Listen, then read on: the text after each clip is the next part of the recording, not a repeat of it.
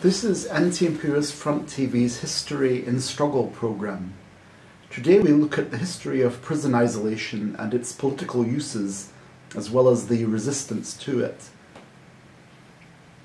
Until relatively recently in history, long-term imprisonment for political or religious dissidents was unusual. For them, prison was a short stay before being executed, or perhaps sent into exile. Typical prison conditions also meant that anyone who stayed in them very long tended to die of disease. Some prisoners might be thrown into dungeons called oubliettes and simply forgotten about. The name is derived from the French word for to forget, but this was really a form of execution. Modern ideas of imprisonment really started to develop in the 19th century. As capital punishment became less common, prisons became places where large numbers of people might stay a long time. Prison reformers advocated cells for prisoners, the imposing of silence even if prisoners ate communally, and so on. Under British rule, Spike Island off the southern Irish coast was used with isolation cells for prisoners who had committed disciplinary offences. These were actually latrines converted into cells. Arguably, the Fenian movement in Ireland gave rise to the first political prisoners in the modern sense. It presented the British government with some new challenges. There were hundreds of Fenian prisoners by the end of 1866 in England, and their conditions included solitary confinement and severe bans on communication. For example, prisoners sharing the same cell were prevented from speaking to one another. Despite this, Fenian prisoners engaged in collective action and individual defiance. For example, despite attempts at isolation, they were allowed to come together for religious worship. And despite the British government's attempts to criminalise them, in the end they won political status in all but name. The problem for the authorities created by politicised prisoners continued in the 20th century. This mainly concerned prisoners who were depicted as terrorists. Isolation was a major technique.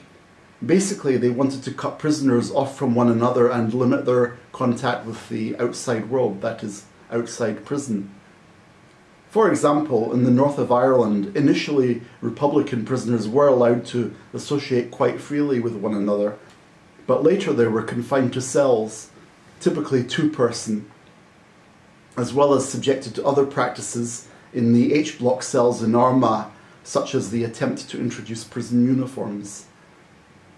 All these practices eventually resulted in the hunger strikes of 1980 and 1981. We will not compromise on this.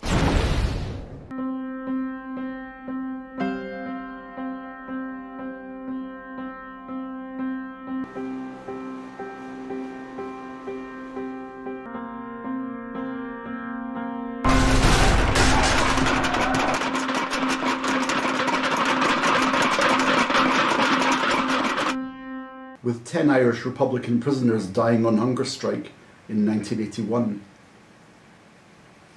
In Germany, isolation imprisonment was a feature of the treatment of Red Army faction prisoners, with Ulrike Meinhof writing the following: "The feeling that one's head is exploding, the feeling that the brain is shriveling up like a baked fruit, the feeling that one is being controlled remotely, the feeling that all one's associations are being cut away, the feeling of pissing the soul out of one's body like someone who can no longer hold water, the raging aggressiveness for which there is no outlet. That's the worst. The clear understanding that one has no chance of survival."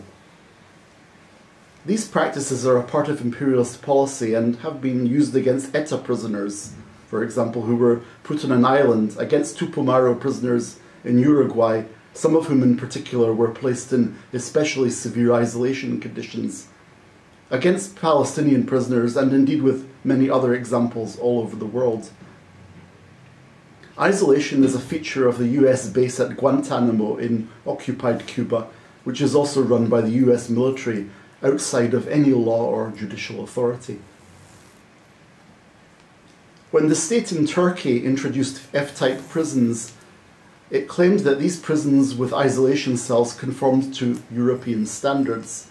And indeed, Europe uses these prisons and prison rules as a general rule, especially in the case of political prisoners, in line with the usual imperialist policy.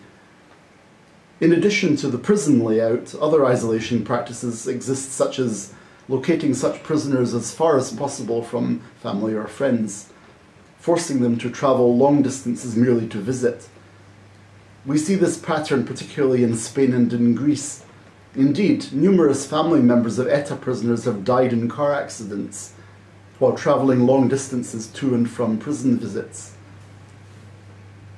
Where there is oppression, there is resistance, and resistance has been greatest in Turkey, where the Great Resistance to the F-type prisons went on for 7 years, and 122 people were martyred in this resistance.